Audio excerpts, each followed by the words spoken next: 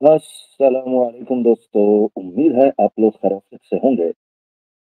मैं हूं आमिर हक और आप सुन रहे हैं हमेशा की तरह अपना मीठा, तीखा, खट्टा आवाज़ है। दोस्तों आज जुम्मे की रात है, जुम्मे का वादा है और गीता वर्सेस कुरान का चौथा एपिसोड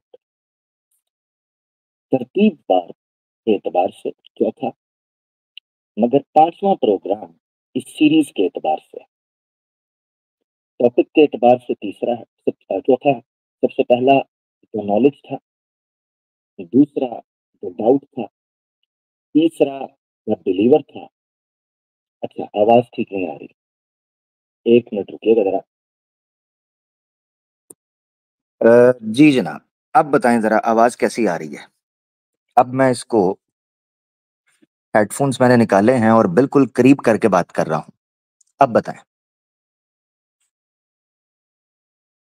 अब बताएं जी। पहले आवाज का मसला ठीक करें यार, ये बड़ा मसला है। अब जबरदस्त हो गई। चले, मैं कोशिश करूंगा मैं ऐसे ही रखकर बात करूं ताकि आप लोग तसल्ली से कम बात सुन तो सके ना यार। ये रोज का, हर हफ्ते का रौला मकाएं किसी तरीके से। चले, अब मैं सुन पा रहा हूँ, बल्कि देख पा रहा हूँ आपके कमेंट्स। आप कह रहे हैं आवाज बड़ी जबरदस्त आ रही है, तो इसमें फिर किसी किस्म की हम चेंजिंग नहीं करते, ऐसे ही रहने देते। मैं तजर्बा करना चाह रहा था कोई हेडफोन्स वगैरह यूज कर लिए जाए। मेरे ख्याल से हेडफोन्स के बगैर ही आवाज जो है वो आपके पास पहुंच रही है। खैर, तो पहला इस सीरीज का टॉपिक था द नॉलेज, दूसरा था द डाउट, तीसरा था द बिलीवर और आज का चौथा है द एवोल्यूशन। मगर सीरीज के एतबार से, यानी एपिसोड्स के एतबार से ये पांचवा बन जाएगा, टॉपिक के एतबार से ये चौथा है। ये मैं इसलिए बता रहा हूं कि जिन लोगों तक आज आप शेयर करेंगे, गलती से, भूल के, किसी को अगर आप शेयर कर देंगे आज गलती से या जानते बूझते, तो उसके पास ये खबर पहुंचनी चाहिए कि आज ये पहला प्रोग्राम नहीं है, बल्कि इससे पहले 3 एपिसोड्स गीता वर्सेस कुरान के हवाले से हम कर चुके हैं, जहां हमने गीता को समझने की कोशिश की, वहीं कुरान को समझाने और समझने की कोशिश की। हमने अपनी सी कोशिश आप लोगों के सामने रखी, रखते रहेंगे, रख रहे हैं। देखते हैं बात किस रुख में मुड़ती है और ऊंट जो है वो किस करवट बैठता है, ये पता चलता जाएगा। दोस्तों, सबसे अजीबो गरीब चीज पता क्या है? सबसे अजीबो गरीब चीज गीता को पढ़ने के हवाले से ये है, जैसे जैसे पढ़ते जा रहे हैं,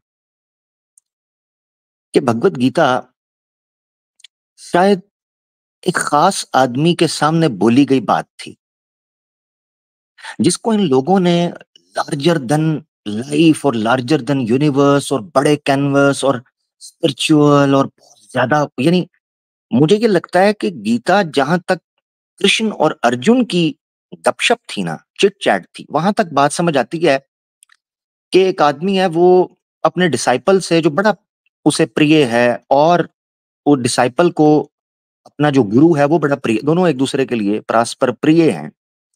तो उस कॉन्टेक्स्ट के अंदर और उस सीन में जब दो कैरेक्टर आपको नजर आते हैं ना, तो भगवत गीता बड़ी मजे की पुस्तक दिखाई देती है। मगर जैसे जैसे भगवत गीता को आप सोसाइटी में इंट्रोड्यूस करवाने की बात करते हैं, जैसे जैसे आमो खास, यानी हर एक व्यक्ति से आप उसको इंट्रोड्यूस करवाने की बात करते हैं, तो भगवत गीता की जो एक जैसे आपको कहना चाहिए एक स्पिरिचुअलिटी है, ये भगवत गीता की जो एक अ, जो खूबसूरती अर्जुन और कृष्ण के रिलेशन में नजर आ रही थी, वो दिखाई नहीं देती, वो गायब होती जाती है। यही वजह है कि कई बड़ी तादाद में सनातनियों के घर में भगवत गीता भी नहीं है, यानी 18 अध्याय की पुस्तक है वो भी नहीं है। कुल मिला के 700 श्लोक है, मगर वो भी नहीं है।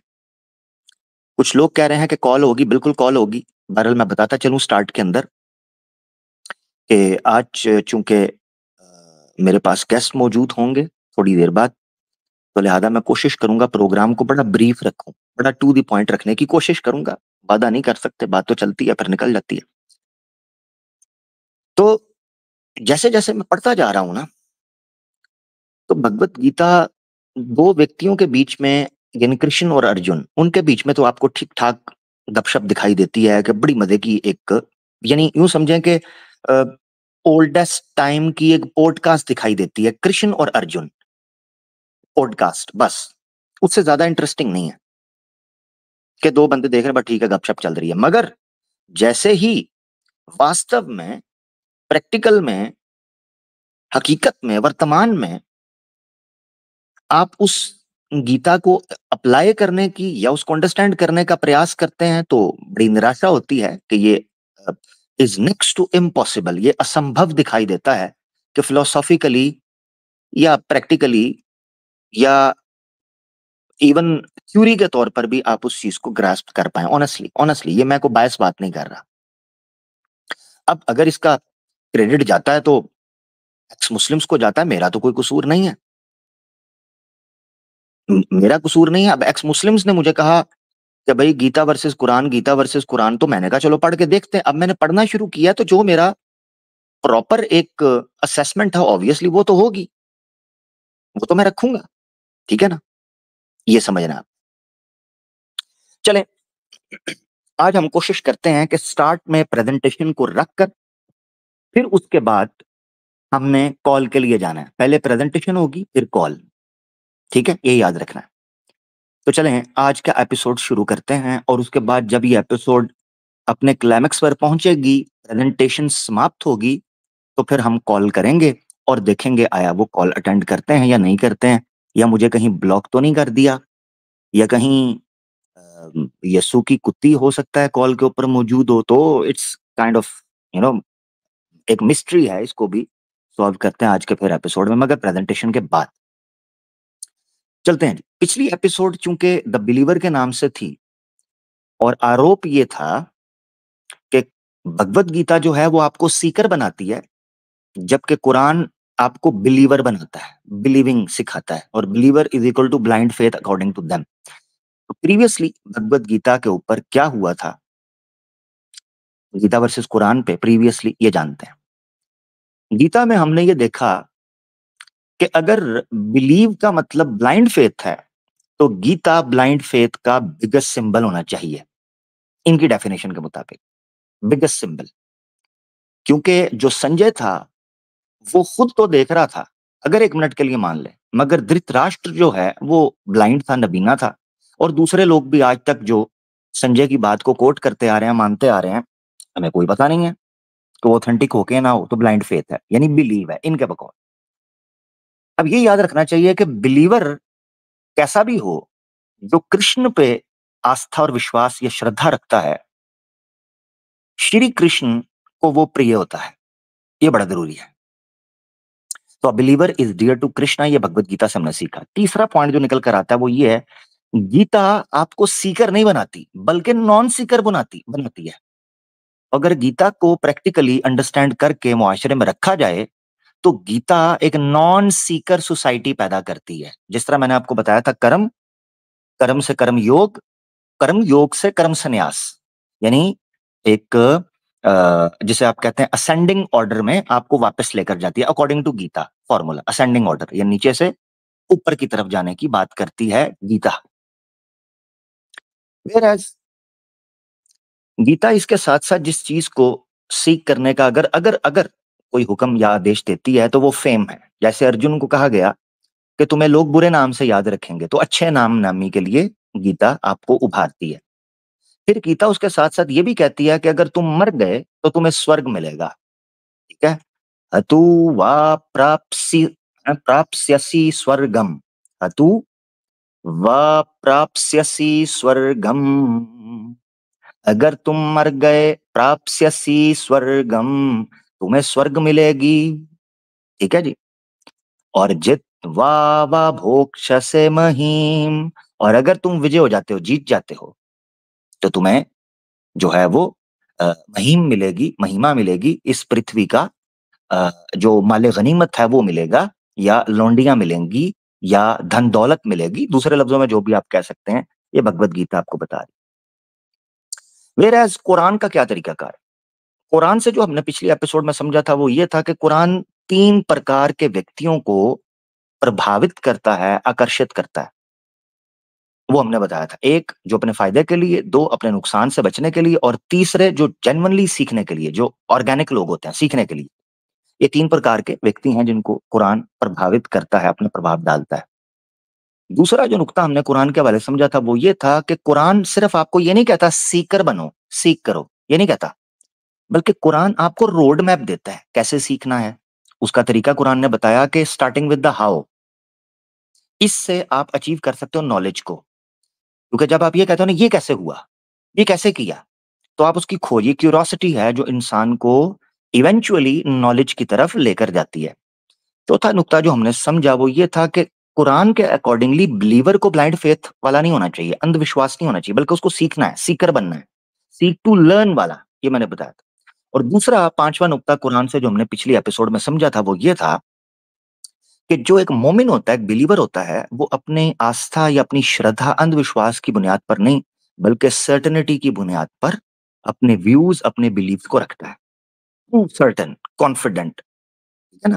एब्सोल्यूट उसकी एक असेसमेंट होती है और वो क्रिटिकली एनालिसिस करके एक नतीजे पर पहुँचता है। आपको पता है हर एपिसोड में हम दिखाते हैं कि credit goes to ex Muslim, जाहिल और खच वाला। ये आपको हमेशा से पता है तो हमें दोबारा बताने की ज़रूरत नहीं है। अलबत्ता कॉल हम प्रेज़ेंटेशन खत्म होने के बाद करेंगे, जैसे मैंने आपको बताया। तो मैं चाह ये रहा हूँ कि बजाए इसके कि मैं अपने वक़्त को पहले ज़ाया कर दूँ, मैं बाद में ज़ाया करना मुनासिब समझता हूँ ताकि प्रेज़ेंटेशन पहले हो जाए।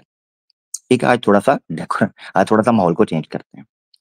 तो स्टार्ट में जो लोग इधर शुगल तमाशा, हल्ला-गुल्ला, शुगल मेला वो सुनने की नीयत से आए थे, तो या तो वो थोड़ा-सा अपने चैनल को या अपनी फ्रीक्वेंसी को चेंज कर लें, वो एंड पे आ जाएँ, इस तरह कर लें। अभी चले जाएँ, खाएँ-पिएँ, थोड़े ठुमके-शुमके देखने इधर-उधर जाना है, जो भी आप लोगों का शुगल मेला है, यानी जो शुगल देखने आते हैं, सिर्फ शुगल। कुछ तो वो लोग हैं ना जो कहते हैं सीखना भी है और साथ एन्जॉयमेंट भी है, तो वो अलग बात।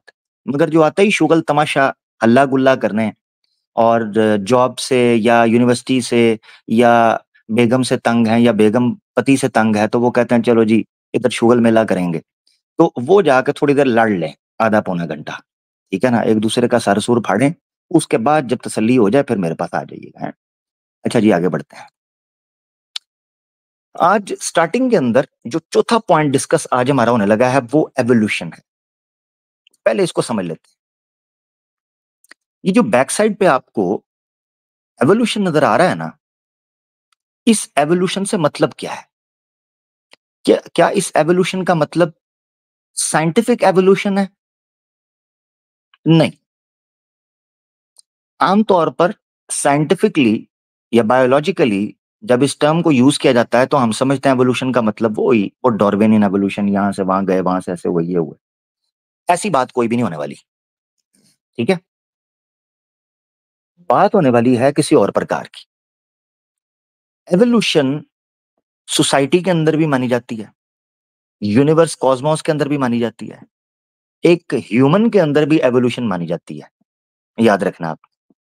यानी एक इंसान पहले क्या था, फिर उसके बाद उसकी एवोल्यूशन। आपने अक्सर देखा होगा कई जो सेलिब्रिटीज़ हैं उनकी एवोल्यूशन दिखाते हैं। भई 90s में जो है ना फलाँ सेलिब्रिटी क्या कर रहा था और 2024 में क्या कर रहा है, और उसकी पूरी जो फ़िल्मोग्राफ़ी है वो आपके सामने रखी जाती है, या जो भी उसने किया हुआ है, वो सामने रखा जाता है। तो वो भी एक एवोल्यूशन होती है।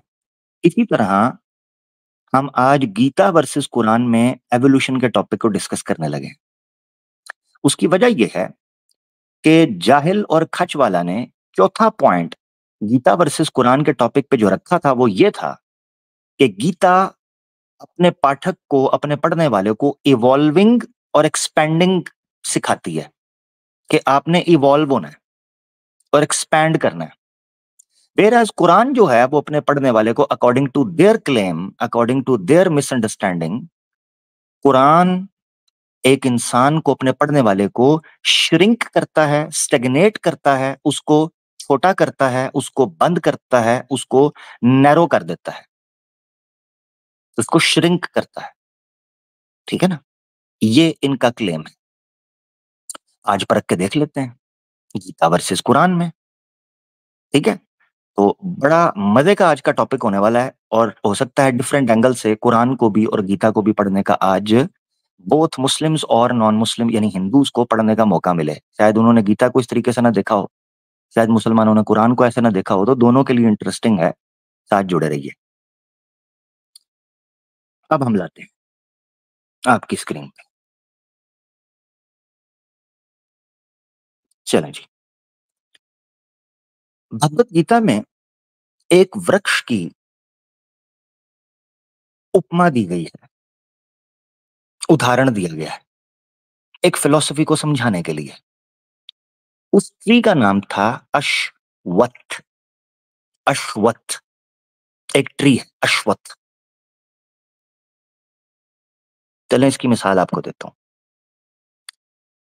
मैं किसी मूवी को प्रमोट नहीं कर रहा हूँ, मगर चूंकि कुछ सीन्स हमारे सामने आए हैं और चूंकि इनकी धार्मिक जो आस्था है या इतिहास है उसके साथ वो लिंक है, तो लिहाजा उस ट्री का मैं जिक्र करने लगा हूँ, उस मूवी का।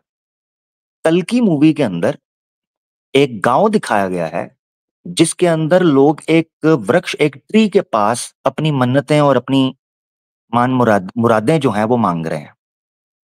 तो जिन लोगों ने कल्कि का वो ट्रेलर या कल्कि का वो सीन देखा है उनको याद होगा। उस ट्री को इस शेप के अंदर दिखाया गया है कि वो ट्री उल्टा है, रूट्स हैं बाहर की तरफ। नॉर्मली ट्री के ऊपर पत्ते लगे होते हैं, फल लगे हैं, ठीक है, फूल पत्ते होते हैं, झाड़ियां ब्रांचेस होती हैं, पत्ते ट्री के ऊपर, अगर ट्री नॉर्मली हम देखते हैं। मगर कल्कि के अंदर ये एक इंडिकेशन था कि अश्वत्थ जो ट्री है, अश्वत्थ, ये ट्री चूंकि गीता में और वेदों के अंदर भी इस्तेमाल किया गया है एक उपमा और अलंकार के तौर पर, समझाने के लिए उस फिलॉसफी को कि एक सनातनी को हुँ, एक सनातनी को खुद को और ईश्वर को कैसे देखना चाहिए। ये उपमा है, ठीक है?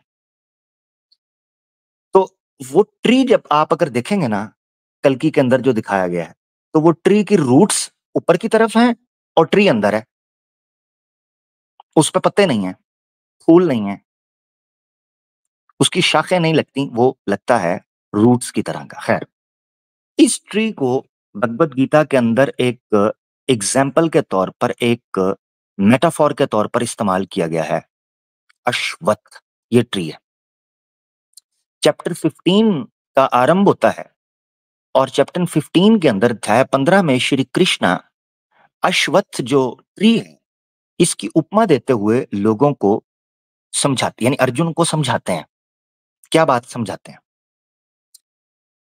ये जो ट्री है, इस ट्री को इस धरती पर रहने वाले मनुष्य और परमात्मा परमेश्वर से लिंक्ड जो सिचुएशन है उसको समझाने के लिए मोक्ष के वृक्ष के तौर पर प्रस्तुत किया गया है, प्रेजेंट किया गया है, पेश किया गया है। मोक्ष का वृक्ष होता है।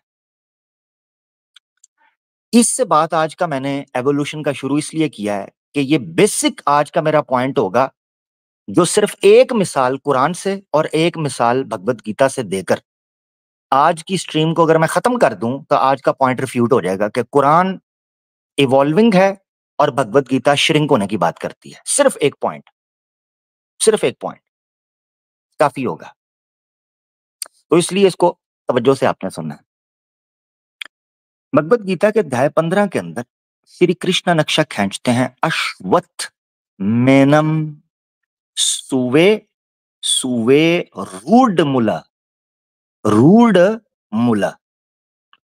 ऐसी जड़ें होती हैं इस अश्वत्थ की कि इसको, इसकी जड़ें आसमान में परमात्मा के साथ जुड़ी हुई हैं। इतनी रूट्स इसकी डीप हैं कि ऊपर परलोक में, आकाश में, अंतरिक्ष में ईश्वर के साथ जुड़ी हुई हैं। हुँ? और जो इसके तने हैं, इसकी जो ब्रांचेज़ हैं, वो पृथ्वी की तरफ लटकी हुई हैं। आप लेफ्ट साइड के ऊपर अपनी स्क्रीन के अंदर एक तस्वीर देख रहे हैं, जो अश्वत्थ ट्री ट्री की जो उपमा दी गई है भगवत गीता में, वो है। तो ये ट्री है उल्टा, सीधा नहीं है, उल्टा ट्री है। तो ये दरख्त जो है, इसकी जड़ें, यानी ये एक स्पिरिचुअल मेटाफोर के तौर पर इस्तेमाल किया गया है। लिटरली वो नहीं मानते कि दरख्त ऐसा होता है, मगर हम इसको मेटाफोरिकली ही डिस्कस कर रहे हैं। तो जड़ें आसमान में ईश्वर के साथ जुड़ी हुई हैं। ऊपर आप देख रहे हैं परमात्मा दिखाई दे रहा है, यानी श्री कृष्णा को उन्होंने जोड़ा हुआ है रूट्स में।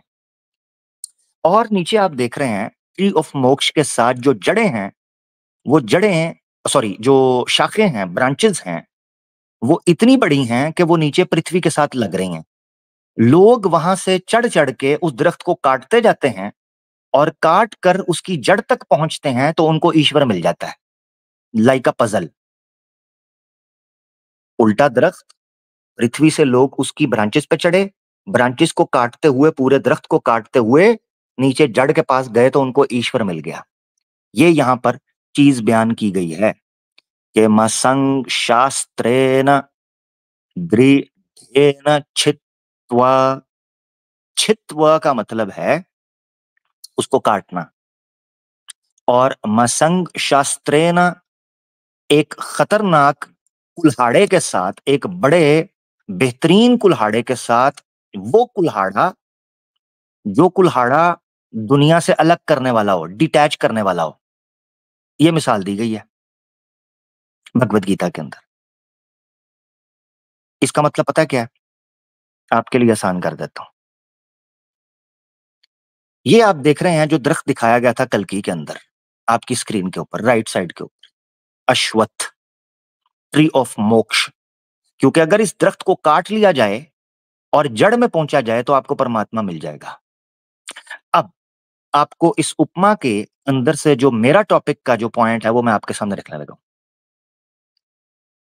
अगर किसी को मोक्ष चाहिए, तो उसको जड़ तक पहुंचना होगा। जड़ में पहुंचने के लिए उसको श्रिंक करना होगा, इवॉल्व नहीं। क्योंकि रिवर्स श्रिंक होता है, एवोल्यूशन, इवॉल्व होना, ये एक्सपेंशन तकादा करती है। इसीलिए चौथे पॉइंट के अंदर एक्स मुस्लिम्स ने गीता का जो कंपैरिजन पेश किया था, वो ये किया था, evolving and expanding. Now, to get moksha, one has to shrink back to its roots. So, Gita is about shrinking, not evolving.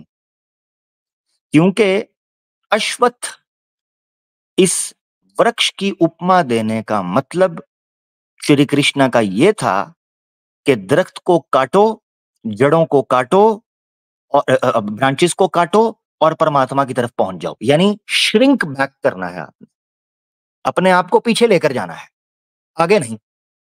Point समझ आया? दरख्त की मिसाल देने से पहले श्री कृष्णा को यह सोचना चाहिए था कि दरख्त ऊपर की ओर आता है, ये नेचुरल फिनोमेना है, नीचे की ओर नहीं। तो दरख्त का बीज का वृक्ष बनना, ये एवोल्यूशनरी प्रोसेस है। हाँ। तो अब अगर एक्स मुस्लिम्स ये कहें कि गीता जो है वो इवॉल्विंग सिखाती है, तो ये उपमा गलत साबित होगी। क्योंकि याद रखें, बीज का नेचुरल फिनोमेना या नेचुरल जो लॉ है, वो ये है कि बीज वृक्ष बनता है, ना कि उसको काट के दरख्त को उजाड़ के आपको बीज में जाना है। नहीं, ये रिवर्स हो, ये नहीं, ये श्रिंक होता है। इवॉल्विंग ये है कि आप आगे बढ़ो। लिहाजा ये उपमा गलत साबित होती है अगर गीता को एक्स मुस्लिम्स ने इवॉल्विंग मानना है, या सनातनियों ने इनकी पोस्ट को सपोर्ट करना है, तो ये उपमा गलत साबित हो जाती है। कमाल की बात बताऊं आपको, कुरान ने भी एक दरख्त की मिसाल दी है। आए, ट्री ऑफ ईमान। कमाल बात नहीं है, कोइंसिडेंस है? कोइंसिडेंस नहीं है। अल्लाह को खबर थी कि एक वक्त आएगा कि गीता और कुरान का कंपैरिजन होगा। ये कोइंसिडेंस नहीं है। कुरान ने भी ट्री की मिसाल दी है, मगर कुरान की मिसाल देखें कैसे इवॉल्विंग और एक्सपेंशन को दर्शाती है। ये कुरान है। तुम्हारी भगवत गीता दरख्त को उल्टा लटकाकर ईश्वर को इवॉल्व कर रही है। Whereas कुरान मिसाल दे रहा है दरख्त की जो जमीन से इंसान को इवॉल्व करने की बात कर रही है, शजर तैयबा। ये कुरान की मिसाल है। तो कुरान इंसान को जमीन से निकलकर आकाश और अंतरिक्ष और एक्सपेंशन और इवॉल्व करने की तरफ और यूनिवर्स की तरफ लेकर जाता, ऊपर की तरफ। यह मिसाल दी है। तो चैप्टर 14 वर्स 24 में अल्लाह ताला फरमाते हैं, अलम तरा कैफ दरबल्लाहु मसलन कलिमतन तय्यबतन। क्या ये नहीं देखते हैं कि अल्लाह ने इनको मिसाल दी है कलेमा तय्यबा की। कलेमा तय्यबा, आमतौर पर आप बच्चों को पूछ लें, मेरे ख्याल से शायद इसी वजह से ला इलाहा इल्लल्लाहु मुहम्मदुर रसूलुल्लाह को कलमा तय्यब कहा जाता है। तो कलमा तय्यब हमारे लिए जो इस्लाम की बुनियाद है, कुरान के लिए जो ईमान की बुनियाद है, वो कलमा तय्यब है। इसकी मिसाल अल्लाह देते हुए कहते हैं कशजरतिन तय्यबतिन। इसको यूं समझो कि जैसे ये एक वृक्ष है, एक पवित्र, शुद्ध और एक महान दरख्त, वृक्ष। अब मिसाल चेक करना, अस्लुहा साबितुन, जिसकी जड़ें जमीन में गड़ी हुई हैं, वफरुहा फिस समा, और उसकी शाखें, ब्रांचेस पूरे आकाश और अंतरिक्ष में फैली हुई हैं, पूरे आकाश पे फैली हैं उसकी ब्रांचेस। इसकी मिसाल यूं समझो। अब मैं आपको बताता हूं फर्क क्या है। अल्लाह ताला ने ईमान की, कलमा तय्यब की और मोमिन की कुल मिलाकर यह मिसाल कलमा तय्यब से क्यों दी है और शजर तय्यबा से। इसको समझना है कि ये इवॉल्विंग के उसूल पर कैसे आता है और श्रिंकिंग क्यों नहीं है। दरख्त का बीज से निकलकर एक बहुत बड़ा दरख्त बनना, यानी बीज का फूट कर अपनी जड़ें गाड़ कर एक बहुत बड़ा वृक्ष बनना, ये एवोल्यूशनरी और साइंटिफिक प्रोसेस है। इस मिसाल का मकसद पता क्या है? इस मिसाल का मकसद ये है कि जैसे दरख्त की जड़ें तो जमीन में होती हैं मगर उसकी शाखें आसमान पर होती हैं, वैसे ही मोमिन रहता तो इस दुनिया के अंदर है मगर उसका ताल्लुक आसमान वाले के साथ होता है। एक मोमिन चलता फिरता तो इस दुनिया के अंदर है मगर उसका संबंध, उसका रिलेशन आसमान और आकाश और अंतरिक्ष के साथ होता है। रहता तो यहां है मगर उसकी सोच विचार, उसकी उड़ान, उसकी फिजा, उसकी परवाज वहां तक होती। हम्म ये हकीकत। अब मैं आपको बताता हूं यहां कलमा तैयब जो कहा गया है, तो ला इलाहा इल्लल्लाह मुहम्मदुर रसूलुल्लाह कैसे कनेक्ट होता है। मोहम्मद रसूलुल्लाह ये वो जड़ है जो दुनिया के अंदर थी। ला इलाहा इल्लल्लाह ये वो शाखें हैं जो आसमान पर हैं, जिसके छांव में, जिसके शैडो के अंदर, जिसके शेल्टर में हम जिंदगी गुजारते हैं। इसी तरह कलमा तैयब का मुरक्कब बनता है कि जो मोहम्मद रसूलुल्लाह थे वो तो जमीन में थे, और जो ला इलाहा इल्लल्लाह है वो इस मखलूक से बाहर है। ये हमारा ताल्लुक है। जिस तरह दरख्त की जड़ें और शाखें दोनों ही इक्वली इंपॉर्टेंट होती हैं, इंपॉर्टेंट हैं, ऐसे ही ला इलाहा इल्लल्लाह मुहम्मद रसूलुल्लाह ये दोनों इक्वली हमारे लिए इंपॉर्टेंट है। इसीलिए हम तौहीद और रसालत पर यकीन रखते हैं। ये तो एक इसका फिलोसॉफिकल पहलू है। मगर अल्लाह ताला ने मिसाल दी कि जड़ तो जमीन में है मगर उसकी शाखें आसमान में है। अब समझना दूसरा नुक्ता जो इस टॉपिक से रिलेटेड है वो ये है कि अल्लाह ताला ने, दरख्त जमीन पे है ना, तो ये इंसानों को दर्शाता है जड़, और शाखें आसमान को दर्शाती हैं।